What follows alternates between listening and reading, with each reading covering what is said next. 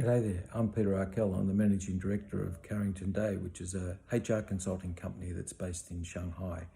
We've been there for quite a number of years and our main focus has been on the mining, natural resources, energy sort of sectors, but not to the exclusion of other business. So we're a company that's well used to doing business in China. You asked me what it's like in China as a result of the COVID-19 and has there been a resumption of work? Yes, there has been some resumption. Life in China was very, very strict. The lockdown there had been much more tightly managed than it has been in Australia and other parts of the world, I think. But since then, business has started to resume, and we're seeing people back at work and business starting to engage. Restaurants are open and people are moving around. I think the thing that will perhaps be constraining China to some degree will be that maybe it's emerged a little bit earlier than, well, not a little bit, quite a bit earlier than the rest of the world, and so there will be that restraint in the speed of China's own recovery as it waits for the rest of the world to emerge from the crisis. And it's not going to be something where we're going to see a rapid return to business as usual, but you can certainly see that life is now there and business is starting to engage. It's also worth noting that China won't necessarily, though, be relying on international markets. We tend to think of China as being relying on its exports for its economic growth. We need to be aware that China is now a much more domestic demand-driven economy. So we don't need to think that China is going to stagnate because the rest of the world is not yet emerged from the crisis.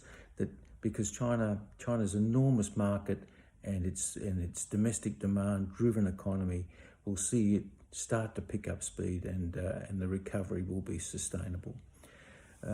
You asked about supply and demand. I can see clients gearing up for the recovery. My international clients are not yet fully engaged, but they're making the right sort of preparations. Their people on the ground are making the plans. They're doing the preparation that's going to see them be able to respond quickly as the rest of the world starts to engage with them. And there is that anticipation of demand. So I think that from a supply and demand point of view, in my services sector, I think that there are no real restrictions on doing business from that point of view. The challenges that you asked me about, if I could answer that in a personal sense, for me the greatest challenge I think has been in the aftermath of the height of the crisis in China, and now the current situation in the rest of the world. The biggest restriction for me has been the travel restriction. Being in the people business, it's very important for me to be able to move around, to be face to face with people and to engage, and so that inability to travel is a particular constraint on my business. And I think also there's a second aspect to that, in that for the companies that are on the ground in China, they often need to have the support and the physical presence of decision makers throughout the year, and without travel, that's going to be hard. So that while they may be seeing things starting to pick up in China, it may not necessarily be easy to get the full support of head office if they are still suffering. How could China be ready to boom or ready to get into gear if we're still struggling so badly. So decision makers not being able to experience it on the ground in China may have some restrictions. So that travel thing is perhaps one highlighted challenge that I'd like to bring to your attention. Opportunities for the future. I am an optimist by nature, so I believe that the bounce back will be strong, as I said before. For me, the opportunities that are going to exist for my business, and hopefully for some of you, will be that the Chinese companies will resume their internationalization. They won't